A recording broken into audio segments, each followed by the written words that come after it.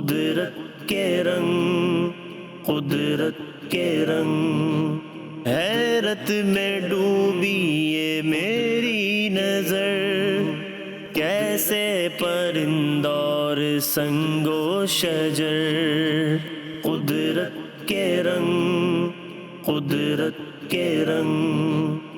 الحمد للہ رب العالمین والصلاة والسلام علی خاتم النبیین، اما بعد فاعوذ باللہ من الشیطان الرجیم، بسم اللہ الرحمن الرحیم۔ الصلاة والسلام علیک یا رسول اللہ وعلی آلک واصحابک یا حبیب اللہ، الصلاة والسلام علیک یا نبی اللہ وعلی آلک واصحابک یا نور اللہ۔ ناظرین، کیا کبھی ہم نے رک کر یہ سوچا ہے کہ یہ نیلا آسمان ستونوں کے بغیر کیسے کھڑا ہے؟ یہ سمندر اپنی حدود سے باہر کیوں نہیں نکل رہے؟ اور ہماری ایک ایک سانس میں ہوا کا وہ کون سا متوازن نسخہ ہے جو ہمارے دل کو دھڑکنے پر مجبور کر رہا ہے؟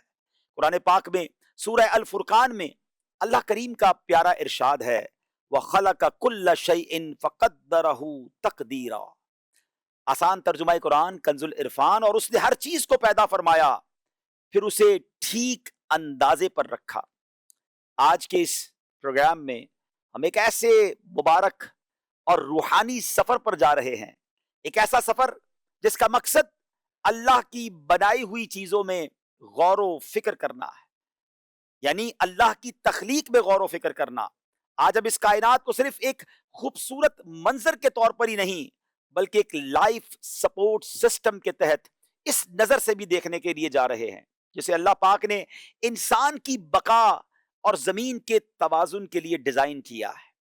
ذرا سوچئے، ہماری یہ زمین خلا کے اس خوفناک اور سرد اندھیرے میں، آپ نے خلا سے زمین کی تصویر تو دیکھی ہوگی نا، اس پوری خلا کے اندر زمین تو ایک ڈاٹ، ایک نقطے کی حیثیت رکھتی ہے، اور زمین کے باہر والی دنیا میں آکسیجن نہیں ہے، اور بہت زیادہ بعض جگہ پر ٹھنڈ ہے جہاں نہ زندگی کا کوئی نام و نشان ہے، جہاں نہ آکسیجن ہے، لیکن ہم زمین کے اندر ہیں۔ ہم خود کو کتنا محسوس کر رہے ہیں؟ کیوں؟ اللہ کریم نے اس زمین کو ایک پوشیدہ حفاظتی ڈھال سے محفوظ رکھا ہے، ایک خوبصورت، یوں سمجھیے کہ ہمارے گرد ایک ڈھال ہے جس سے ہم اللہ کی رحمت سے محفوظ ہیں۔ ہمارے یہ ماحول صرف ہوا کا نام نہیں، یہ اللہ کی بنائی ہوئی وہ ڈھال ہے جو خلا سے آنے والے خطرناک پتھروں کو، شہاب ثاقب کو زمین پر پہنچنے سے پہلے ہی جلا کر راکھ کر دیتی ہے، اور سورج کی اتنی ہی تپش کو روکتی ہے جتنی ہماری زندگی کے لیے ضروری ہے۔ ذرا مضبوط پہاڑوں کو دیکھیے، بظاہر یہ صرف مٹی اور پتھر کے ڈھیر نظر آتے ہیں، لیکن قرآن کریم میں اللہ ارشاد فرماتا ہے، الم نجعل الارض مہادا، کیا ہم نے زمین کو بچھونا نہ کیا اور پہاڑوں کو میخیں؟ آج کی جدید سائنس یہ کہتی ہے کہ پہاڑوں کی جڑیں زمین کے اندر تک دھسی ہوئی ہیں جو زمین کی پلیٹوں کو ہلنے نہیں دیتی۔ اللہ نے ہمارے پیروں تلے اس زمین کو اس لیے جکڑ دیا کہ ہم سکون سے یہاں گھر بنا سکیں، زندگی گزار سکیں، زمین ہمارے بوجھ سے ڈگمگائے نہ۔ یہ کوئی اتفاق نہیں ہے، یہ اس رب کی کامل حکمت ہے جو کائنات کا نظام چلا رہا ہے۔ بات صرف آسمانوں اور پہاڑوں کی نہیں بلکہ اللہ کریم کی حکمت کے نظارے دنیا بھر میں بکھرے ہوئے ہیں۔ درخت کے ذرا چھوٹے سے پتے کو دیکھیے نا، وہ پتا ہر سیکنڈ میں خاموشی کے ساتھ ہم سب کے ساتھ ایک بھلائی کر رہا ہے۔ وہ ہمارے جسم سے نکلی ہوئی زہریلی کاربن ڈائی آکسائڈ کو جذب کر رہا ہے اور بدلے میں ہمیں وہ صاف آکسیجن دے رہا ہے جس سے ہم سانس لیتے ہیں۔ ہم درختوں کو وہ دیتے ہیں جو ان کی ضرورت ہے، اور وہ ہمیں وہ دیتے ہیں جو ہماری زندگی کی ضمانت ہے۔ اس خاموش اور خوبصورت پارٹنرشپ، خوبصورت شراکت داری کو کس نے ڈیزائن کیا؟ یقیناً اللہ رب العالمین نے۔ پانی کے اس نظام، واٹر سائیکل کو دیکھیے جو بادلوں سے برستا ہے، مردہ زمین کو زندہ کرتا ہے، ہمارے لیے اناج اگاتا ہے، ندی نالوں سے ہوتا ہوا دوبارہ سمندروں میں جاتا ہے اور صاف ہو کر پھر بادل بن جاتا ہے۔ واٹ اے بیوٹیفل سائیکل، ذرا سوچئے تو صحیح۔ وہی تو ہے جو نظام ہستی چلا رہا ہے، وہی تو ہے جو نظام ہستی چلا رہا ہے، میرا خدا ہے۔ جو رات کو دن اور دن کو رات بنا رہا ہے، میرا خدا۔ ناظرین، آج قدرت کے اس نظام پر غور کرنا ہے، اور یہ غور کرنا بھی اللہ کی شان اور قدرت کو سمجھنے کے لیے ہے، تو یہ بھی عبادت، یہ بھی ثواب ہے۔ اللہ کا شکر ادا کرتے ہوئے، الحمدللہ، سبحان اللہ کہتے ہوئے آج اس سیگمنٹ کو آخر تک دیکھیے گا۔ بات کرتے ہیں ناظرین اللہ کی ایک بڑی پیاری مخلوق جس کو ہم چڑیا کہتے ہیں۔ اللہ اکبر۔ قرآن مجید فرقان حمید میں اللہ کریم ان پرندوں کے بارے میں کیا ارشاد فرماتا ہے؟ سبحان اللہ۔ فرمایا اولم یروا الی الطیر فوقہم صافات ویقبضن ما یمسکہن الا الرحمن انہ بکل شیء بصیر۔ اور کیا انہوں نے اپنے اوپر پرندے نہ دیکھے، پر پھیلاتے اور سمیٹتے، انہیں کوئی نہیں روکتا سوا رحمان کے، بے شک وہ سب کچھ دیکھتا ہے۔ چڑیا کتنا پیارا، کتنا خوبصورت سا پرندہ ہے۔ یہ چھوٹا سا پرندہ اپنے نرم پروں، میٹھی آوازوں اور صبح کی چہچہاٹ سے انسان کو اللہ تعالیٰ کی قدرت یاد دلاتا ہے۔ ناظرین، چڑیا دنیا کے تقریباً ہر خطے میں پائی جاتی ہے۔ یہ چھوٹا پرندہ انسانوں کے گھروں، باغات اور کھیتوں اور شہروں کے آس پاس رہنا پسند کرتا ہے۔ چڑیا کی کئی اقسام ہیں، مگر سب سے عام جو قسم ہے وہ گھریلو چڑیا ہاؤس اسپیرو ہے۔ چھوٹا جسم ہے، نرم پر ہے، تیز چونچ ہے، خوبصورت چہچہاٹ ہے، اجتماعی زندگی ہے۔ چڑیا کا گھونسلہ بنانا، بچوں کو دانا کھلانا، صبح سویرے آواز لگانا، یہ سب اللہ تعالیٰ کی قدرت کی عظیم نشانیاں ہیں۔ حدیث پاک میں آتا ہے، رسول اللہ علیہ الصلوۃ والسلام نے ارشاد فرمایا، اگر تم اللہ پر کما حق توکل کرو تو وہ تم کو ایسے رزق عطا کرے گا جیسے کہ پرندوں کو دیتا ہے، کہ وہ صبح کو بھوکے جاتے ہیں اور شام کو سیر ہو کر لوٹتے ہیں۔ دیکھیں نا، اربوں پرندے صبح بھوکے گھر سے نکلتے ہیں، مگر سب جب شام کو گھونسلے میں آتے ہیں سب کو روزی مل چکی ہوتی ہے، پھر ہم کیوں روزی کے لیے پریشان ہوتے ہیں؟ یہ پرندے ہمیں توکل سکھا رہے ہیں۔ ناظرین، چڑیا کا فائدہ کیا ہے؟ ماہرین کہتے ہیں کہ چڑیا روزانہ بڑی تعداد میں نقصان دہ کیڑے کھاتی ہے، جس کی وجہ سے فصلیں محفوظ رہتی ہیں، بیماریوں میں کمی آتی ہے۔ یہ چھوٹے حشرات کھا کر قدرتی صفائی کا کام کرتی ہے۔ جی ہاں، ماحول کی صفائی کے لیے چڑیا کا بڑا کمال کا انداز ہے، اور سبحان اللہ، چڑیا فوڈ چین کا اہم حصہ ہے۔ اگر یہ ختم ہو جائے تو کئی دوسرے جانور بھی متاثر ہو جائیں گے۔ اگر دنیا سے چڑیا ختم ہو جائے، چڑیاں ختم ہو جائیں تو کیڑے مکوڑوں کی تعداد بڑھ سکتی ہے، فصلوں کو نقصان پہنچ سکتا ہے، ماحولیاتی توازن بگڑ سکتا ہے، فضا خاموش اور بے رونق ہو جائے گی۔ ماہرین کہتے ہیں کہ چڑیا ماحول کی صحت کا اشارہ دیتی ہے۔ دیکھیں نا، جن علاقوں میں صبح اٹھنے کے بعد چڑیوں کی چہچہاٹ سنائی دے تو ایک صحت مند ماحول کا احساس ہوتا ہے، فریشنس فیل ہوتی ہے، انسان اللہ اکبر نیچر کے قریب اپنے آپ کو محسوس کرتا ہے۔ چڑیا اب کئی شہروں میں اس کی آوازیں سنائی نہیں دے رہی، اس کی وجوہات بھی ہیں۔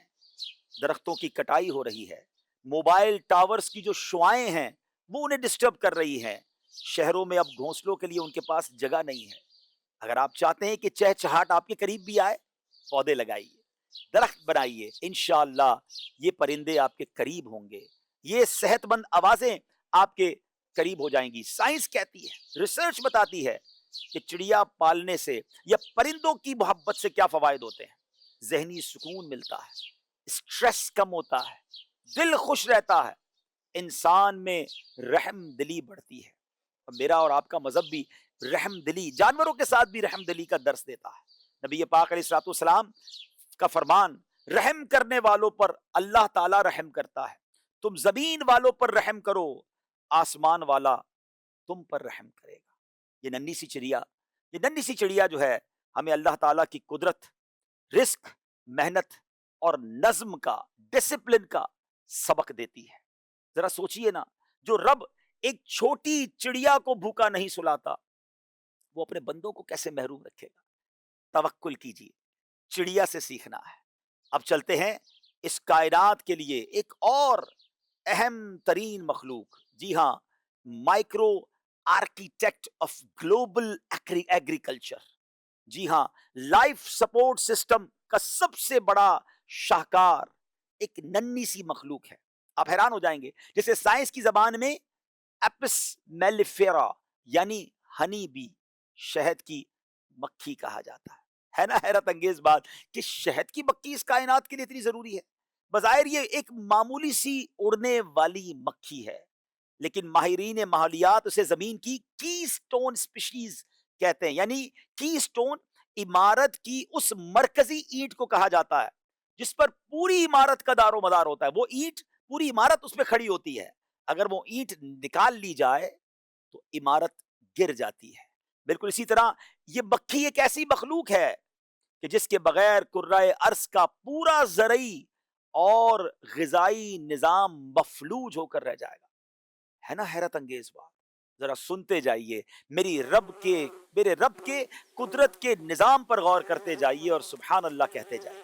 جدید سائنسی ریسرچ اور اقوام متحدہ کے ادارے FAO کے اعداد و شمار کے مطابق انسان روز مرہ زندگی میں جو غذا کھاتا ہے، چاہے وہ پھل ہو، سبزیاں ہوں یا اناج، اس کا 1/3، ایک تہائی، یعنی ہر 3 میں سے ایک نوالا جو آپ کھاتے ہیں نا، ان شہد کی مکھیوں کی محنت کا مرہون منت ہے.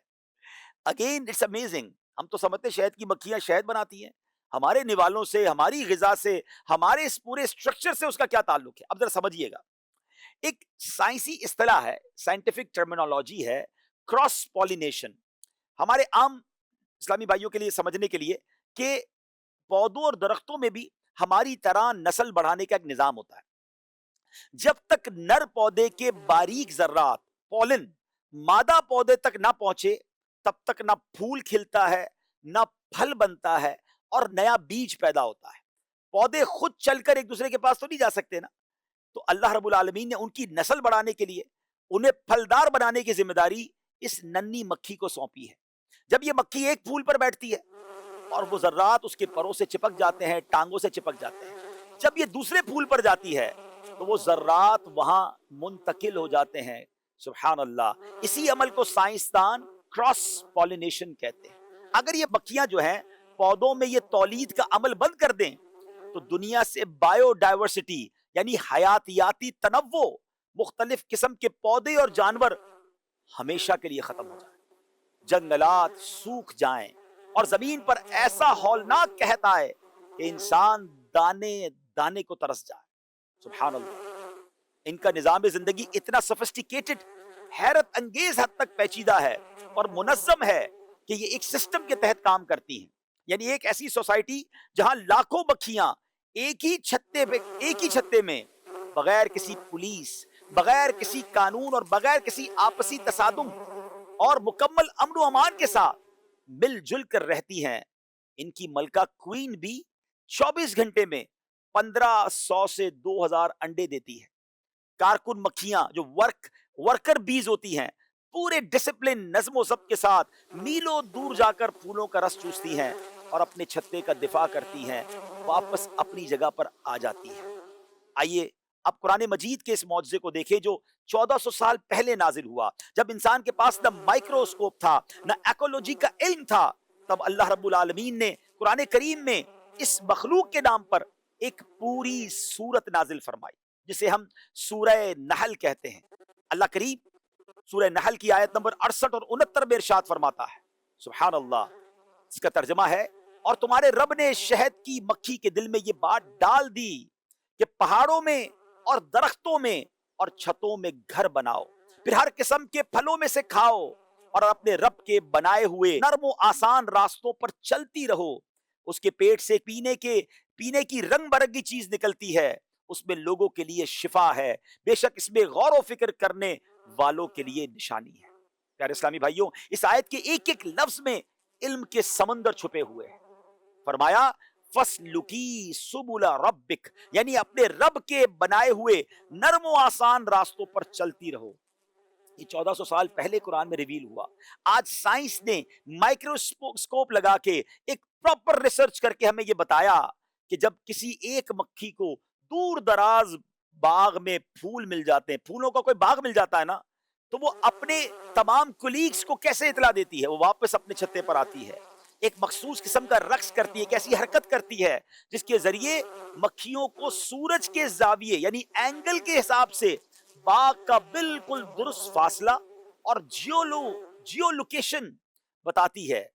وہ لاکھوں راستوں میں سے بھٹکے بغیر اسی باغ تک پہنچتی ہیں، کیونکہ ان کے راستے ان کے رب نے آسان اور مقرر کر دی ہے۔ اللہ نے فرمایا نا، اپنے رب کے بنائے ہوئے نرم و آسان راستوں پر چلتی رہو۔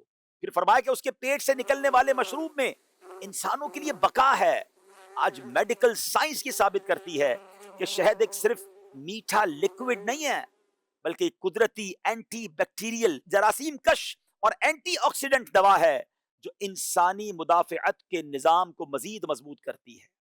ذرا سوچئے، ایک ادنا سی مکھی کو انجینئرنگ، جیومیٹری، نیویگیشن اور کیمسٹری کا یہ سب علم کس نے دیا؟ یہ اسی قادر مطلق کی ڈیوائن انجینئرنگ ہے جو ایک چھوٹی سی مکھی کے ذریعے پوری انسانیت کی بقا اور زمین کے حسن کو برقرار رکھے ہوئے ہے۔ ناظرین، اب تک تو صرف 2 پیاری مخلوقات کا ذکر ہوا ہے۔ سوچتے جائیے، میرے رب نے اس دنیا میں کسی چیز کو بیکار نہیں بنایا ہے۔ پیارے اسلامی بھائیوں، اب ایک اور بڑی کمال کی مخلوق کی طرف، ایک بڑی کمال کی، یوں سمجھیے کہ اللہ کی تخلیق کی طرف ہم چلتے ہیں، اور وہ ہے تپتے ہوئے صحرا کی طرف ذرا چلتے ہیں، جہاں دور دور تک پانی کا نامو نشان نہیں ہوتا، اور جہاں عام جانداروں کے لیے زندگی گزارنا بظاہر ناممکن معلوم ہوتا ہے۔ وہاں اللہ پاک کا ایک ایسا شاہکار موجود ہے جسے جدید سائنسدان لیونگ فورٹریس یعنی ایک چلتا پھرتا قلعہ کہتے ہیں۔ جی ہاں، میں بات کر رہا ہوں اونٹ کی، کیمل کی، جو دنیا کے خطرناک ایرڈ بائیومس یعنی شدید گرم اور بنجر صحرائی ماحول کا سب سے بڑا نگران اور محافظ ہے۔ اگر ہم سائنسی نقطۂ نظر سے دیکھیں تو اونٹ کی جو جسمانی ساخت ہے، یہ ایوولوشنری ایڈاپشن یعنی ماحول کے مطابق ڈھلنے کی اور تھرمو ریگولیشن کی معراج ہے۔ تھرمو ریگولیشن کا آسان مطلب کیا ہے؟ کہ اپنے جسم کے اندرونی درجہ حرارت کو باہر کے شدید گرمی یا سردی کے درجہ حرارت سے ایڈجسٹ کر لینا، قابو کر لینا۔ جب صحرا کا درجہ حرارت جو ہے مور دین 50 ڈگری ہو جاتا ہے تو انسان اور دوسرے جانوروں کا خون ابلنے لگتا ہے، وہ ہلاک ہو سکتے ہیں۔ لیکن اللہ کریم نے کیمل کے اندر، اونٹ کے اندر ایک ایسا خودکار ایئر کنڈیشن فٹ کر دیا ہے کہ یہ اپنے جسم کا درجہ حرارت باہر کے ماحول کے حساب سے ایڈجسٹ کر لیتا ہے، اسے پسینہ تک نہیں آتا، اور اس سے اس کے جسم کا پانی جو ہے وہ ضائع ہونے سے بچ جاتا ہے۔ اللہ اکبر ہے میرے پیارے اسلامی بھائیوں، ذرا غور کیجئے کہ اللہ کریم نے یہ کیسی تخلیق بنائی ہے۔ ایک اور حیرت انگیز بایولوجیکل ڈیزائن اس کے خون کے سرخ خلیات یعنی ریڈ بلڈ سیلز ہیں۔ کائنات کے تمام جو جانور ہیں نا ناظرین، ان کے بلڈ سیلز گول ہوتے ہیں، سرکل میں ہوتے ہیں، لیکن اونٹ یہ واحد جاندار ہے کہ اس کے بلڈ سیلز اوول شیپ میں ہوتے ہیں، اور اس کا فائدہ یہ ہوتا ہے کہ جب اونٹ کو مہینوں کے بعد پانی ملتا ہے تو یہ ایک وقت میں 100 سے 130 لیٹر پانی پی لیتا ہے، اور یہ جو اس کی اوول شیپ میں جو سیلز ہوتے ہیں نا، یہ غبارے کی طرح پھول جاتے ہیں مگر پھٹتے نہیں ہیں، اور جب اسے مہینوں پانی نہ ملے تو شدید ڈی ہائیڈریشن، پانی کی قلت کے باوجود اس کا خون گاڑھا ہو کر جمتا نہیں ہے بلکہ روانگی سے چلتا رہتا ہے۔ کچھ لوگوں کے، عام لوگوں میں غلط فہمی پائی جاتی ہے کہ اونٹ اپنے کوہان ہمپ میں پانی جمع کرتا ہے، یہ سائنسی طور پر غلط ہے۔ جدید ریسرچ بتاتی ہے کہ اس کا کوہان تو ایک چربی کا بڑا مجموعہ ہوتا ہے۔ اللہ پاک کی حکمت دیکھیے کہ اگر یہ چربی اونٹ کے باقی جسم میں پھیلی ہوتی تو یہ کمبل کا کام کرتی اور اونٹ اندر گرمی سے مر جاتا۔ اللہ نے اس چربی کو ایک ہی جگہ کوہان میں جمع کر دیا ہے تاکہ باقی پورا جسم صحرا کی تپش کو آسانی سے باہر خارج کر سکے، اور ضرورت پڑنے پر یہی چربی پگھل کر اونٹ کو توانائی اور پانی دونوں فراہم کرتی ہے۔ ماحول یعنی ایکو سسٹم کا یہ کتنا بڑا نگران ہے کہ صحرا میں اگنے والی وہ زہریلی اور کانٹے دار جھاڑیاں جس کے بارے میں کوئی جانور سوچ بھی نہیں سکتا، اس کو چھو بھی نہیں سکتا، مگر اونٹ کی زبان ایسی ہے، چمڑے جیسی زبان ہے، یہ سخت اور چمڑے جیسی زبان ان زہریلی جھاڑیوں کو بھی چبا لیتے ہیں، اور یہ صحرا کی جھاڑیوں کو ایک حد سے آگے بڑھنے نہیں دیتا۔ پیارے اسلامی بھائیوں، اللہ کریم نے عقل و شعور کو جھنجھوڑنے کے لیے اپنی توحید اور قدرت کی سائنسی دلیل کے طور پر اسی مخلوق کا قرآن میں ذکر کیا۔ اللہ نے فرمایا افلا ينظرون الى الابل كيف خلقت، سبحان اللہ، کیا فرمایا؟ تو کیا وہ اونٹ کو نہیں دیکھتے کہ کیسا بنایا گیا؟ اللہ نے یہ نہیں فرمایا کہ اونٹ کو دیکھو، بلکہ فرمایا کیف خلقت، یعنی اس کی بناوٹ، اس کی انجینئرنگ کو دیکھو۔ اس کے پاؤں کے نیچے ایسے قدرتی پیڈز ہیں، گدے ہیں، جو ریت کے اندر اس کے پیر دھسنے نہیں دیتے۔ اس کی آنکھوں اور پلکوں پر ڈبل طے ہے جو اسے ریت کی صحرائی طوفان سے بچاتی ہے۔ اس کے نتنے جو ریت کے آتے ہی خودکار طریقے سے کلوز ہو جاتے ہیں، بند ہو جاتے ہیں۔ ایک ایسا جاندار جو کٹھن صحرائی ماحول کو انسان کے لیے مسخر کر دیتا ہے، کیا وہ کسی قادر مطلق کی ڈیوائن انجینئرنگ کے بغیر وجود میں آ سکتا ہے؟ یہ میرے رب کی رحمانیت ہے کہ اس نے صحرا کے اس قلعے کو انسان کی بقا کی سواری بنا دیا۔ اللہ اکبر۔ میرے پیارے اور محترم اسلامی بھائیوں، ذرا غور کیجئے، یہ اللہ کی کیسی شاندار تخلیق ہے۔ اب چلتے ہیں ایک اور رب کی شاندار تخلیق، the apex micro predator and bio control agent spider۔ بات کرتے ہیں مکڑی کی۔ عام طور پر لوگ اس سے خوف کھاتے ہیں، دیکھ کر نظر انداز کر دیتے ہیں، لیکن سائنسی اور تاریخی اعتبار سے یہ مخلوق انسان کی بقا کی بہت بڑی خاموش محافظ ہے۔ مکڑی کس قدر عظیم مخلوق ہے کہ سائنسی ریسرچ اور ماحولیاتی اعداد و شمار کا جائزہ لیں تو مکڑی کے بارے میں ایک ایسی حقیقت سامنے آتی ہے جو عقل کو دنگ کر دیتی ہے۔ دنیا بھر کی مکڑیاں مل کر سالانہ 400 سے 800 ملین ٹن، جی ہاں 40 سے 80 کروڑ ٹن حشرات الارض یعنی انسیکٹس کو کھا جاتی ہے، کیڑے مکوڑوں کو کھا جاتی ہیں۔ اب ذرا غور کیجئے کہ یہ تو بایو کنٹرول ایجنٹ، دنیا کا سب سے بہترین حیاتیاتی نگران مکڑی کو کہا جاتا ہے۔ اس کا آسان مطلب یہ ہے کہ وہ جاندار جو کہ فصلوں کو تباہ کرنے والے جیسے ٹڈی دل ہے اور انسانوں میں بیماری پھیلانے والے مچھر اور مکھیوں کی آبادی ایک مقررہ حد تک یہ مکڑی بڑھنے نہیں دیتی۔ اگر دنیا سے صرف چند مہینوں کے لیے مکڑیاں غائب ہو جائیں تو کیا ہوگا؟ کیڑوں مکوڑوں کی آبادی میں بے پناہ اضافہ ہو جائے گا جو ہماری ساری فصلیں چٹ کر جائیں گی، دنیا بھر میں قحط آ جائے گا اور ایسی ہولناک وبائیں پھیلیں گی کہ انسانی زندگی کا بقا خطرے میں پڑ جائے گا۔ ناظرین، یہ جو مکڑی کا جالا جو ہے نا، یہ پتہ کتنا کمال کا ہے کہ جسے سائنس کی دنیا میں اسپائڈر سلک کہا جاتا ہے۔ یہ جالا کوئی معمولی سوت، معمولی دھاگا نہیں، بلکہ یہ مایا پروٹین سے بنا ہوا ایک بایولوجیکل معجزہ ہے۔ جدید فزکس کہتی ہے کہ اگر مکڑی کے جالے کے ریشے کو ایک پینسل جتنا موٹا کر دیا، یعنی جالے کو بنا کے اتنا موٹا کر دیں کہ ایک پینسل جتنا موٹا ہو جائے، تو یہ مضبوطی فولاد میں اسٹیل سے بھی زیادہ طاقتور ہوگا اور نائلون سے زیادہ لچکدار ہوگا، جو اڑتے ہوئے بوئنگ 747 ایروپلین کو بھی روکنے کی صلاحیت رکھتا ہے۔ آپ سوچ رہے کہ کس قدر اس کے اس چھوٹے سے تار میں طاقت ہے۔ اگر اس کو ملٹیپلائی کر کے ایک موٹا رسی بنا دی جائے تو اس کے اندر اتنی لچک اور اتنی طاقت ہے۔ اللہ کریم نے اس ایک اپنی تخلیق کے بارے میں پوری قرآن پاک کی ایک سورت نازل فرمائی۔ اس سورت کا نام کیا ہے؟ اس مخلوق کے نام پر رکھا، سورہ عنکبوت، اسپائڈر۔ ذرا غور کیجئے، مادی طور پر مکڑی کا جالا ایک معمولی پھونک یا انگلی لگنے سے ٹوٹ جاتا ہے، لیکن اسی کمزور ترین گھر کی طاقت اور اللہ کی تدبیر کا اب ذرا معجزہ سنیے۔ جب تاریخ اسلام کا سب سے نازک موڑ آیا، ہجرت مدینہ کا سفر ہے، نبی پاک علیہ الصلوۃ والسلام اور آپ کے وفادار رفیق حضرت ابوبکر صدیق رضی اللہ تعالیٰ عنہ مکے کے ظالم کافروں سے بچتے ہوئے غار ثور میں پناہ گزین ہوئے، تو کافر تلواریں لے کر بالکل غار کے دہانے تک پہنچ گئے۔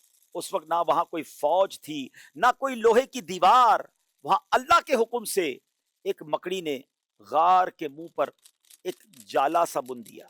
کفار مکہ نے جب غار کے منہ پر یہ جالا دیکھا تو انہوں نے عقل کے گھوڑے دوڑائے اور کہنے لگے کہ اگر انسان اندر گیا ہوتا، اگر اس غار میں کوئی انسان اندر گیا ہوتا تو یہ جالا ٹوٹ چکا ہوتا۔ وہ غار کے باہر کھڑے رہے لیکن اندر دیکھنے کی زحمت نہ کی اور وہیں سے ناکام لوٹ آئے۔ سبحان اللہ۔ ذرا غور کیجئے ناظرین، جس گھر کو قرآن نے دنیا کا سب سے کمزور گھر کہا، کائنات کے مالک نے اسی کمزور گھر سے تاریخ اسلام کی سب سے بڑی ہجرت کو تحفظ فراہم کیا اور کفر کی تمام عسکری طاقت کو ایک بکری کے تانے بانے سے شکست دے دی. جبھی تو ہم کہتے ہیں وہی تو ہے جو نظام ہستی چلا رہا ہے، میرا خدا ہے. ناظرین، ایک اور اللہ کی بڑی پیاری مخلوق، سبحان اللہ، ایک بلی بھی ہے جو اپنی وفاداری کی وجہ سے انسان کے بہت قریب سمجھی جاتی ہے. قرآن مجید فرقان حمید میں رب تعالیٰ ارشاد فرماتا ہے وَمَا مِن دَابَّةٍ فِي الْأَرْضِ إِلَّا عَلَى اللَّهِ رِزْقُهَا، اور زمین پر چلنے والا کوئی جاندار ایسا نہیں جس کا رزق اللہ کے ذمہ کرم پر نہ ہو. یہ آیت ہمیں بتاتی ہے کہ ہر مخلوق اللہ تعالیٰ کی رحمت اور نظام کا حصہ ہے. بلی ایک گھریلو اور شکاری جانور ہے جو ہزاروں سال سے، جی ہاں، 1000 ایئر سے انسانوں کے ساتھ ساتھ رہ رہی ہے. بلی کی خصوصیات کیا ہیں؟ نرم جسم ہے، تیز پنجے ہیں، رات میں دیکھنے کی صلاحیت ہے، اس کی تیز سماعت ہے، لسننگ پاور بڑا کمال کا ہے، صفائی پسند طبیعت ہے، خاموشی کے ساتھ شکار کرنے کی اس میں مہارت ہے. دنیا میں بلیوں کی کئی اقسام پائی جاتی ہیں، Persian cat, Siamese cat, Turkish Angora اور ڈومیسٹک کیٹ. بلی کی آنکھوں کی ساخت، رات میں دیکھنے کی طاقت اور توازن برقرار رکھنے کی صلاحیت، یہ اللہ تعالیٰ کی قدرت کا حیرت انگیز شاہکار ہے. اسلام میں بلی کے ساتھ نرمی اور محبت کا درس دیا گیا ہے. آپ جانتے ہیں کہ ایک بڑے مشہور صحابی ہیں حضرت ابو ہریرہ رضی اللہ تعالیٰ عنہ، ان کو بلیوں سے محبت تھی، اسی وجہ سے آپ کو ابو ہریرہ یعنی بلیوں والے کہا جاتا ہے. حضرین، بلی کا فائدہ کیا ہے؟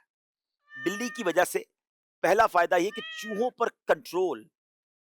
بلیاں قدرتی طور پر چوہوں کا شکار کرتی ہیں، اناج محفوظ رہتا ہے، بیماریوں میں کمی آتی ہے اور گھروں کی حفاظت ہوتی ہے.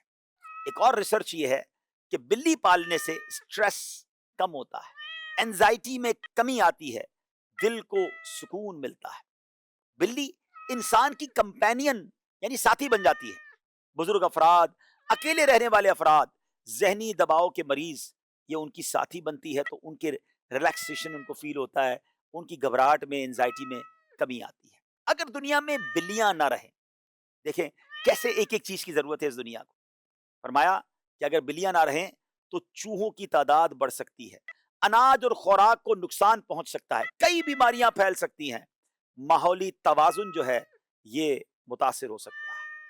اسلام اب ہمیں کیا سکھاتا ہے؟ یہ سکھاتا ہے کہ جانور صرف استعمال کے لیے نہیں ہے، یہ اللہ کی مخلوق ہیں، ان کی ہمیں قدر کرنی ہے. باتیں تو بہت ساری ہیں ناظرین، آخر میں ایک ایسی مخلوق جو سمندری مخلوق ہے، اور یہ اللہ کی قدرت کا ایک ایسا نشان ہے، ایک ایسا شاہکار ہے کہ جب بھی اس کے بارے میں سنتے ہیں تو عقل حیران ہو جاتی ہے، اور وہ ہے ویل مچھلی. سبحان اللہ، اس کا عظیم جسم، طاقت، لمبے سفر اور سمندری نظام میں اس کا کردار انسان کو اللہ کی قدرت پر غور کرنے کی دعوت دیتا ہے. اللہ کریم نے قرآن مجید میں سمندر اور اس کی جو مچھلیاں ہیں، جو سمندری خوراک ہے، اس بارے میں کیا ارشاد فرمایا؟ پارہ نمبر 14 ہے سورہ نحل، آیت نمبر 14 میں ارشاد ہوتا ہے، جس کا ترجمہ، آسان ترجمہ کنز العرفان ہے، اور وہی ہے جس نے سمندر تمہارے قابو میں دے دیے تاکہ تم اس میں سے تازہ گوشت کھاؤ، اور تم اس میں سے زیور نکالو جسے تم پہنتے ہو، اور تم اس میں کشتیوں کو دیکھتے ہو کہ پانی کو چیرتی ہوئی چلتی ہیں، اور اس لیے کہ تم اس کا فضل تلاش کرو اور تاکہ تم شکر ادا کرو. ویل مچھلی دراصل سمندر کی سب سے بڑی مخلوقات میں شمار کی جاتی ہے. سائنسی طور پر یہ مچھلی نہیں بلکہ سمندری دودھ پلانے والا جانور ہے، میرین میمل ہے. یہ ہوا میں سانس لیتی ہے، بچوں کو دودھ پلاتی ہے اور سمندر کی سطح پر آ کر سانس لیتی ہے. ویل کی کئی اقسام ہیں جس میں بلو ویل سب سے بڑی ہے. اس کی لمبائی 30 میٹر، تقریباً 30 میٹر، اور 150 ٹن سے بھی زیادہ اس کا وزن ہو سکتا ہے. 150 ٹن یعنی 1000 کلو کا 1 ٹن ہوتا ہے، یہ تقریباً 1.5 لاکھ کلو وزن ہو گیا، یعنی پورا ایک بحری جہاز کا شاید جتنا وزن ہوتا ہے، اتنی وزنی ویل مچھلی بھی ہو سکتی ہے. ناظرین، یہ ہزاروں کلو میٹر کا سفر کرتی ہیں، اور بعض اقسام دنیا کی طویل ترین ہجرت کرنے والی مخلوقات میں شامل ہیں. سائنس کے مطابق ویل مچھلی صرف ایک سمندری جانور ہی نہیں بلکہ سمندر کے پورے ماحولیاتی نظام ایکو سسٹم کا ایک اہم حصہ ہے۔ ویل کا فائدہ کیا ہے؟ ویل سمندر میں غذائی اجزاء یعنی نیوٹرینٹس پھیلانے میں مدد دیتی ہے۔ اس کی حرکت اور اس کا جو فضلہ ہے سمندر کی سطح پر ایسی غذائیت پہنچاتا ہے جس سے ننھے سمندری پودے جو ہیں وہ بڑھتے ہیں۔ یہ پودے آکسیجن پیدا کرتے ہیں اور سمندر کے غذائی سلسلے کی بنیاد بنتے ہیں۔ ناظرین، ویل بعض مخلوقات کی آبادی کو متوازن رکھتی ہے اور سمندری حیات میں قدرتی نظام اور قدرتی نظم قائم کرنے میں مدد دیتی ہے۔ اگر ویل مچھلی نہ ہو تو پھر کیا ہوگا؟ اگر دنیا سے ویل مچھلی ختم ہو جائے سمندری غذائی نظام متاثر ہو سکتا ہے، آکسیجن پیدا کرنے والے سمندری پودوں میں کمی آ سکتی ہے، کاربن جذب کرنے کی قدرتی صلاحیت کم ہو سکتی ہے، موسمیاتی تبدیلی کے مسائل بڑھ سکتے ہیں، کئی سمندری اسپیشیز جو ہیں انواع جو ہیں وہ متاثر ہو سکتی ہیں۔ یعنی ویل کا خاتمہ صرف ایک جانور کا خاتمہ نہیں بلکہ سمندری ماحول کے توازن کے لیے خطرہ ہو۔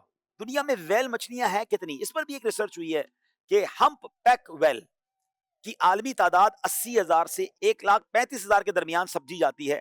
کئی علاقوں میں اس کی تعداد اب بڑھتی جا رہی ہے۔ بلو ویل جو سب سے نایاب قسم ہے اس کی تعداد تقریباً 10,000 سے 25,000 کے قریب بتائی جاتی ہے۔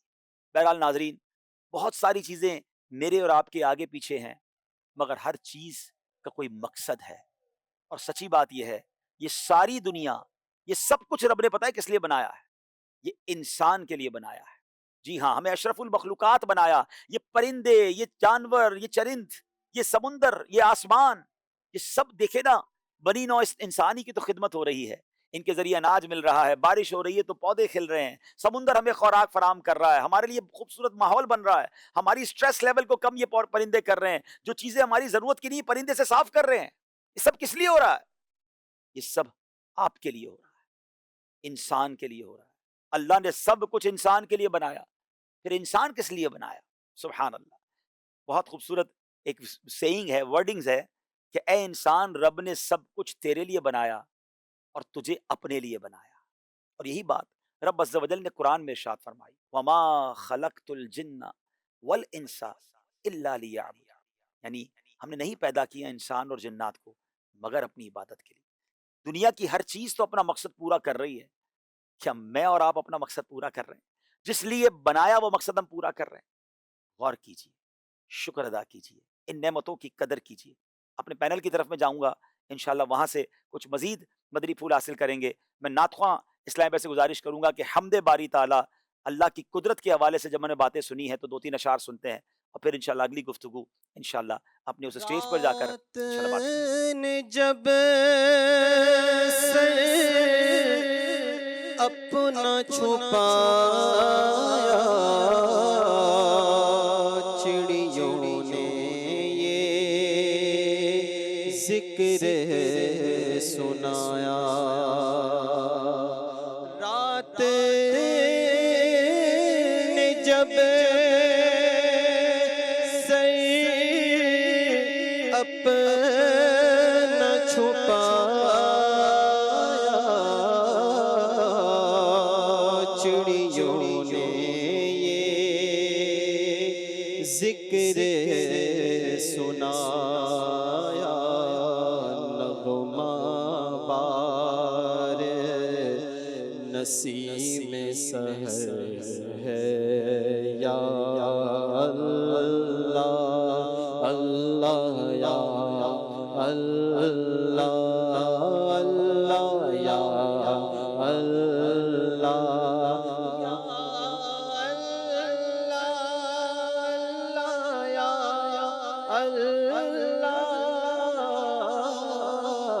یا اللہ یا اللہ یا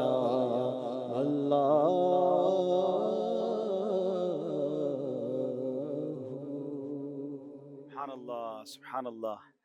کیا کہیں گے اسد بھائی؟ اتنی باتیں ہیں، اتنی ہاں چیزیں جی، ہیں۔ کمال ہے۔ اور جب آپ بیان کر رہے تھے تو تصور میں جب ہم جانتے ہیں، دیکھتے ہیں تو واقعی وہی تو ہے جو نظام ہستی چلا رہا ہے، سبحان اللہ۔ کوئی تو ہے جو نظام ہستی چلا رہا ہے۔ کچھ بھی کہیں، یہ سب کچھ جس کا ڈیزائن کیا ہوا ہے، جس کا تخلیق کیا ہوا ہے، تو وہ اللہ کی ذات ہے، اور یہ سب نشانیاں اس لیے ہیں کہ ہم اس میں غور و فکر کریں۔ اور ماشاءاللہ آپ نے بڑی ڈیٹیل سے بڑے خوبصورت انداز پر تحقیقی طور پر یہ بیان فرمایا۔ اور اس کا ایک اور پہلو یہ بھی ہے، ہم جو تصوف کو جن لوگوں نے کم پڑھا ہے یا جزوی طور پر پڑھا ہے، وہ یہ سمجھتے ہیں کہ تصوف صرف اخلاص، ریاکاری، حسد اور ان ٹاپکس پر جو کیا گیا کلام ہے اسی کا نام ہے، جبکہ ایسا نہیں، یہ بھی اس کا حصہ ہے۔ لیکن ہو سکتا ہے ناظرین میں سے ایک تعداد ہو جن کے لیے نئی بات ہو کہ تصوف کی فی زمانہ جو مشہور ترین کتاب ہے، اور ہمارے ماحول میں بھی جس کی بہت زیادہ ترغیب دی جاتی ہے، جس کے بارے میں امیر اہل سنت فرماتے ہیں کہ یہ کتاب انسان کو انسان بناتی ہے، امام غزالی کی کیمیہ سعادت، اس میں بقیہ جو معروف تصوف ہے وہ سب بعد میں ہے۔ سب سے جو پہلا چیپٹر ہے وہ ذات باری تعالیٰ کی پہچان کا ہے، اور اس کے اندر ایک مقولہ ہے کہ من عرف نفسا فقد عرف ربہ، اور قرآن نے کہا وفی انفسکم۔ میں سب ناظرین کو کہوں گا، اب تو ٹائم اختتام کو ہے، کہ کیمیہ سعادت کا جو پہلا چیپٹر ہے یہ تقریباً 20-25 صفحات ہیں، اس کو پڑھ لیں، اور جو پڑھ چکے ہیں وہ ایک دفعہ دوبارہ پڑھیں۔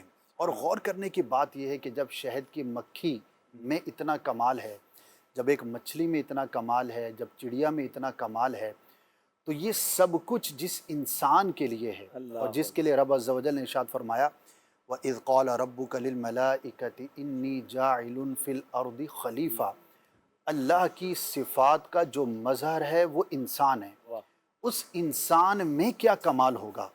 تو ہم نے تو یہ نہیں پڑھا، یعنی آپ نے جو آج بیان کیا ہزاروں کے لیے یہ سب باتیں نہیں ہوں گی، اور یہ اس 100% کا شاید 0.0001% بھی نہیں ہے جو بیان ہوا۔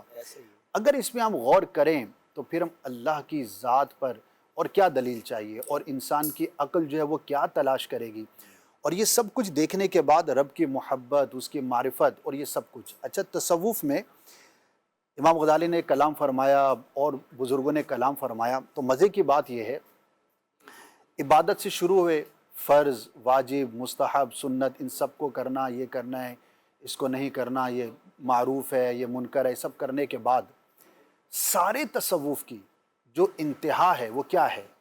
وہ اللہ کی معرفت ہے۔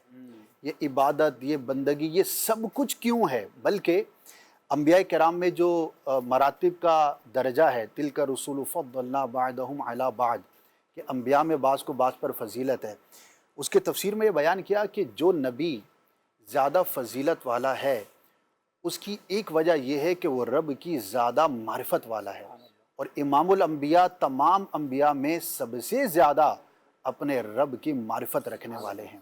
تو انسانوں میں بھی جو انسان اپنے رب کی جتنی زیادہ معرفت رکھنے والا ہے وہی سب سے باحوصلہ، بلند ہے، اور اس کی قربت جو اللہ کی بارگاہ میں زیادہ ہے۔ تو یہ سارا موضوع بڑا طویل ہے، لیکن ہمیں اپنے دھندوں سے، اپنی روزمرہ کی مصروفیات سے کب یہ فرصت ہے کہ ہم ان ٹاپکس کو بھی پڑھیں۔ اچھا، جو پڑھتے ہیں اس میں ایک بدقسمتی یہ ہے کہ وہ پڑھ کے کہیں اور نکل جاتے ہیں۔ بھائی سائنس کو پڑھیں تو واللہ سائنس پڑھ کے آپ رب کے قریب ہو سکتے ہیں، جبکہ اس کو پڑھنے کا آپ کا نظریہ ٹھیک ہو، آپ کی بنیاد ٹھیک ہو، ایمان کی آنکھ ہو، عشق رسول ہو، علم دین کی ساتھ میں تڑکا لگا ہوا ہو، اس کی بنیاد ہو، تو سائنس ہی جتنا آپ نے بیان فرمایا سب سائنس ہے۔ تو سائنس سے بڑھ کر اور کیا چیز آپ کو رب کے قریب کرے گی؟ کیونکہ دنیا کی ساری سائنس، پوری دنیا کی کوئی بھی آپ کیمسٹری لے لیں، بایولوجی لے لیں، یہ جو اب ارضیات ہے، جغرافیہ ہے، جو بھی ساری چیزیں ہیں، ان سب کا اینڈ کیا ہے؟ سائنس کا دعویٰ یہ ہے اب practical knowledge of any thing is called science, تجرباتی علم ہے، کہ وہ کوئی تجربہ کرتے ہیں اور اس کے بعد کسی نتیجے پہ پہنچتے ہیں، بھئی یہ تجربہ کیا اس نتیجے پر پہنچے۔ ان سب تجربات کے پیچھے کوئی بھی سائنسدان یہ دعویٰ نہیں کرتا کہ میں نے جو کر لیا that is the and of the world. وہ آخر میں لکھتا ہے کہ یہ وہ تھا جو میرے تجربے سے گزرا، ہو سکتا ہے میرے بعد آنے والا کوئی نئی تحقیق کرے اور تحقیقات تبدیل ہوتی ہیں۔ لیکن کمال ہے، دنیا کی واحد کتاب ہے جو کہتی ہے الف لام میم ذالک الکتاب لا ریب فیہ، یعنی یہ وہ دنیا کی واحد کتاب ہے جو دعویٰ کرتی ہے اور اپنے دعوے میں سچی ہے کہ اس میں کوئی شک ہی نہیں ہے۔ تو ساری سائنس پڑھ کر آپ جس نتیجے پہ پہنچیں گے اگر ایمان کی نظر سے اعتقاد کی نظر سے پڑھیں گے آپ اپنے رب کے زیادہ قریب ہوں گے. تو آج کے دن جانوروں کا پرندوں کا ایک اور نظریہ لے کر جائیں, ایک اور جو زاویہ نظر ہے وہ لے کے جائیں, ڈائیورسٹی لے کے جائیں, اور آج کے بعد جب بھی کچھ پڑھیں تو یہ نظریہ ہو کہ یہ سب میرے رب کی قدرت سے. کیا بات ہے. اسلام کی طرف بلانے کا وہ لوگ جو بدقسمتی سے اللہ کی ایگزسٹنس پر یعنی ماد اللہ اللہ ہے کہ نہیں اس پر ڈیبیٹ کر رہے ہوتے ہیں, اپنے ایمان کا جو ہے وہ ایمان کو کھو رہے ہوتے ہیں, ان سب کو بھی دعوت دیتے ہیں کہ ذرا دیکھیں نا یہ کائنات جس نے بنائی ہے اور ایک ایک چیز کا جو نظام ہے. جو ابھی گفتگو میں ایک بات سامنے آئی, میں خود بھی غور کر رہا تھا تھوڑے, میں جب کینیڈا میں تھا تو میں ناسا کا سینٹر تھا, میں وہاں وزٹ کرنے گیا. مجھے ان چیزوں سے تھوڑا سا کافی شغف ہے کہ یہ جو آسٹرولوجی ہے اور خلائی جو تمام معاملات ہیں. اسی لیے آپ 16ویں منزل پہ رہتے ہیں. ہاں میں آسمان کے قریب, آسمان کے قریب 17ویں منزل پہ رہتا ہوں. تو میں وہاں گیا تو بہت کچھ علم اضافہ, میں نے اس پہ ایک ویڈیو بنائی ہے انشاءاللہ عنقریب اس کو بھی ریلیز کریں گے کہ کس طرح یہ پلانٹس ایک دوسرے سے دور ہیں. لیکن جو ابھی گفتگو کے دوران جو مجھے ماشاءاللہ اسکرپٹ ملا تھا, یہ ذرا غور کریں کہ جب بھی ہم دیکھتے ہیں چاند پر کوئی جا رہا ہے یا مریخ پر جا رہے ہیں, جہاں بھی جا رہے ہیں یا ایون خلا میں جا رہے ہیں, تو وہ ایک سوٹ پہن کے جاتے ہیں جس میں آکسیجن ہوتی ہے. یعنی اس کا مطلب زمین سے باہر نکلنے کے بعد آکسیجن نہیں ہوتی. آپ نے سب نے جہاز میں سفر کیا ہوگا, آپ نے دیکھا ہوگا کہ 30-40,000 کے بعد باہر ٹیمپریچر لکھا ہوتا ہے -55 ڈگری ٹیمپریچر. ٹھیک ہے, 55 ڈگری 70 ڈگری مائنس ہوتا ہے. اس کا مطلب جی تو بندہ وہاں زندہ نہیں رہ سکتا نا, اتنا اوپر جا کے ٹھنڈ اتنی ہے. آکسیجن اوپر نہیں ہے, ہمیں جہاز کے اندر کی آکسیجن پرووائڈ کی جاتی ہے, اور یہ کہا جاتا ہے جب اگر آکسیجن میں کمی ہوئی تو آپ کو ماسک دے دیا جائے گا. اٹ مینس اب انوائرمنٹ میں آکسیجن نہیں ہے, آپ اوپر گئے آکسیجن ختم.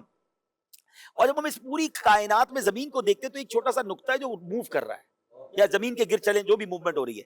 اس موومنٹ کے دوران ایسی کون سی ڈھال ہے جو اس ہماری آکسیجن کو باہر نہیں نکلنے دے رہی اور باہر کی چیزوں کو اندر نہیں آنے دے رہی. یعنی باہر بہت سردی ہے وہ یہاں نہیں آ رہی تاکہ ہم ایزی رہیں, اور پھر ہماری جو آکسیجن اور ہماری جو چیزیں وہ باہر نہیں جا رہی, باہر کی چیزیں ہم سے ٹکرا نہیں رہی. یعنی ایک سیارہ اللہ نہ کرے ٹکرا جائے تو دنیا تو ختم ہو جانا ہے, ہم سے بڑے بڑے سیارے ہیں, لیکن سب چیزیں اپنے ایک پیرائے میں اپنے ایک ربط کے ساتھ ایک ڈسپلن کے ساتھ چل رہی ہیں, اور اس زمین پہ بسنے والے سبحان اللہ زندگی گزار رہے ہیں. یہی اگر سائنس کو پڑھنے والے غور کریں تو کون ہے جس نے نظام بنایا؟ اللہ اکبر. 15 ملین سینٹی گریڈ سورج کی تپش ہے, ٹھیک ہے, اور کچھ سیارے وہ ہیں, اسد بھائی میں نے اس ناسا کے سینٹر میں وزٹ کیا کہ جو 250-300 ڈگری جن پہ گرمی ہے اس وقت. یعنی کچھ سیاروں پر -200 ہے اور کچھ سیاروں پر +200 ہے. آپ کو یہ پتا ہے کہ ہماری زمین کا ایوریج پورے سال کا سینٹی گریڈ کیا ہے؟ +50. 15 ڈگری ٹیمپریچر ہے پوری دنیا کی زمین کا, ایک ایوریج اگر نکالا جائے, کیونکہ کہیں ٹھنڈ ہوتی ہے کہیں برف ہے, لیکن یہ وہ ٹیمپریچر ہے جو ہماری باڈی قبول کر سکتی ہے, بیلنسڈ ہے. ہم 15 ڈگری کے ایوریج پلینٹ پہ رہ رہے ہیں, اور دنیا میں ایسے پلینٹ ہیں جو -200 ڈگری بھی ہیں اور ایسے پلینٹ بھی ہیں جو +200 بھی ہیں, جہاں نہ وہاں زندگی ممکن ہے نہ وہاں زندگی ممکن ہے. اللہ نے اس زمین کو ایسے بنایا کیونکہ یہ اشرف المخلوقات یہاں رہتی ہے, یہاں نبی پاک جلوہ فرما ہے, یہاں اللہ کا گھر ہے. تو سبحان اللہ بالکل غور کرتے جائیں تو اللہ کی محبت اور بڑھتی ہے, اللہ کی قدرت میں اور بندہ غور کرے اور ایمان مضبوط کرتا جائے. لاسٹ ورڈنگز ہمیں کرنے ہیں انشاءاللہ. راشد بھائی آپ کچھ فرمانا چاہیں گے؟ جی, اللہ تبارک و تعالیٰ کی عظمت و شان کے قربان, اللہ تبارک و تعالیٰ نے اس کائنات کو کریٹ کیا اور ہر چیز کو اندازے کے مطابق بنایا ہے. جیسے کہ آپ نے بھی اپنی گفتگو کے دوران ایک آیت مبارکہ پڑھی, میں ایک آیت کا جز پڑھنا چاہوں گا. سورہ نمل میں اللہ تبارک و تعالیٰ نے اپنا تعارف بیان فرمایا کہ الذی اتقن کل شیء, اس کا ترجمہ یہ بنتا ہے کہ اللہ تبارک و تعالیٰ نے ہر شے حکمت کے ساتھ بنائی. اور سورہ فرقان میں رب تبارک و تعالیٰ فرماتا ہے وَخَلَقَ كُلَّ شَيْءٍ, اللہ نے ہر شے پیدا کی, صرف کریٹ نہیں کی. اگلا کام کیا ہے؟ فَقَدَّرَهُ تَقْدِيرًا, اور ہر چیز کو اس کے اندازے کے مطابق رکھا. تو اس کائنات میں جو بھی نظام چل رہا ہے اس کا بالکل ایک ترتیب کے ساتھ, ایک نظم اور نسق کے ساتھ چلنا, یہ بتا رہا ہے کہ اس کے پیچھے کوئی ایک پاور ہے جس نے اس کو کریٹ کیا ہے. کیونکہ ہم دنیاوی تجربات اور مشاہدات میں بھی دیکھتے ہیں کہ جو چیزیں حادثاتی طور پر ہوتی ہیں ان میں نظم نہیں ہوتا, بگاڑ ہوتا ہے. حادثے کی صورت میں جو چیز ہوگی وہ اس میں بیوٹی نہیں ہوگی, وہ میننگ فل نہیں ہوگی. اچھا, بلکہ اگر راشد بھائی ایک تو حادثاتی کہا تو یہ جاتا نا کہ خود بخود بن گئی دنیا, معاذ اللہ. میں کہتا ہوں اگر کسی نے انسان نے بھی بنائی ہو نا, دنیا کی بڑی سے بڑی کسی نے بنائی ہو تو اس کی بھی ایک لمٹ ہے. وہ ایک جگہ پر آ کر ایکسپائر ہو جائے گی, اس کے اندر خامی آ جائے گی, اس کے اندر پلان بی بنانا پڑے گا. مگر یہ ہزاروں سال سے لاکھوں سال سے دنیا چل رہی ہے اور کائنات چل رہی ہے اور چل ہی رہی ہے. سبحان اللہ. قرآن مجید میں اس چیز کو جا بجا ذکر کیا گیا کہ یہ جو زمین و آسمان ہیں اور سورج کا اور چاند کا پورا ایک سلسلہ ہے، پھر دن رات کا آنا، موسم کا آنا، تو یہ نظام کا اس ترتیب کے ساتھ چلنا بتا رہا ہے کہ اس کے پیچھے کوئی اور ہے. اچھا، سائنس کو جب بیان کیا جاتا ہے تو بعض لوگوں کی یہ سوچ ہوتی ہے یا وہ یہ سوچ دینے کی کوشش کرتے ہیں کہ اسلام اور سائنس ایک دوسرے کے اگینسٹ ہیں، ان میں کوئی کنٹرڈکشن ہے. حالانکہ ایسا نہیں ہے. مسئلہ یہ ہے کہ ہماری سوچ کا زاویہ درست نہیں ہوتا. ہم سائنس کی باتوں کو پڑھتے تو ہیں لیکن کس نظریے سے پڑھنا ہے. تو نبی کریم علیہ الصلوۃ والسلام نے صدیوں پہلے اس چیز کو بیان فرمایا کہ تم نے فکر کرنا ہے، غور کرنا ہے، تو کہاں کرنا ہے. اسلام، قرآن اور نبی کریم علیہ الصلوۃ والسلام کی تعلیمات غور و فکر کرنے سے، سوال کرنے سے روکتے نہیں ہیں، لیکن سوال کرنا کہاں ہے، کس کے بارے میں کرنا ہے، اور سوچنا کہاں ہے. آپ کا دائرہ اختیار اور دائرہ خیال کیا ہونا چاہیے. تو نبی کریم علیہ الصلوۃ والسلام کا یہ واضح فرمان ہے کہ تفکروا فی خلق اللہ، اللہ کی مخلوق میں، اللہ کی کریشن میں، اللہ تعالیٰ کی بنائی ہوئی چیزوں میں غور و فکر کرو. ولا تفکروا فی اللہ، اللہ کی ذات میں غور و فکر نہ کرنا، فتح ہلکو کے ہلاک ہو جاؤ گے. ہم دیکھتے ہیں کہ سائنس کو پڑھنے کے بعد جو لوگ اپنی محدود عقل اور محدود علم کے ذریعے اللہ تبارک و تعالیٰ کی ذات کو جج کرنے کی کوشش کرتے ہیں، اللہ کی ذات، اس کی صفات لامحدود ہیں، انسان کے وہم و گمان سے بھی ماوراء ہیں. تو ہمیں اللہ تبارک و تعالیٰ کی مخلوقات میں غور و فکر کر کے اس تک پہنچنا ہے. اور جب سائنس کوئی دعویٰ کرتی ہے تو آپ دیکھیں کہ اب سائنس نے جو کچھ پروف کیا ہے، اس یونیورس میں جو کچھ بھی ہو رہا ہے، بہت ساری چیزیں ریویل ہوئی ہیں. تو آج سے 100-200 سال پہلے ان سائنسدانوں کو بھی ان چیزوں کا نہیں پتا تھا. تو کسی چیز کا ہمیں اس وقت علم نہیں ہے تو اس کا مطلب یہ نہیں کہ وہ چیز میننگ لیس ہے، اس کا کوئی مطلب نہیں ہے. 100 سال بعد اس کو ریویل کیا جائے گا. قرآن مجید میں اسی چیز کو بیان کیا گیا کہ وما اوتیتم من العلم الا قلیلا، اے بندو تمہیں جو علم دیا گیا ہے نا بہت تھوڑا ہے. کیا بات ہے. بہت خوبصورت بات ہوئی کہ ہمیں سائنس کو اگر پڑھنا بھی ہے تو اللہ کی مخلوق پر غور کر کے اللہ کی قدرت کو سمجھنا ہے، نہ کہ اللہ کی ذات کے لیے جو ہے وہ وسوسے دل میں پالنے ہیں. بہرحال ناظرین، امیزنگ، امید ہے معلومات آپ کو ملی ہوں گی. سلسلہ امید ہے آپ نے دیکھا. عید بنانی ہے مدنی چینل کے ساتھ. ہمیں اجازت دیجیے. صلو علی الحبیب صلی اللہ تعالی علی محمد صلی اللہ علیہ وسلم. بانٹے خوشیاں رشتے جوڑے، رنجشیں قربان کرے، قربانیوں کے پیغام کو اس طرح چلو اعلان کرے. عید منائے کس طرح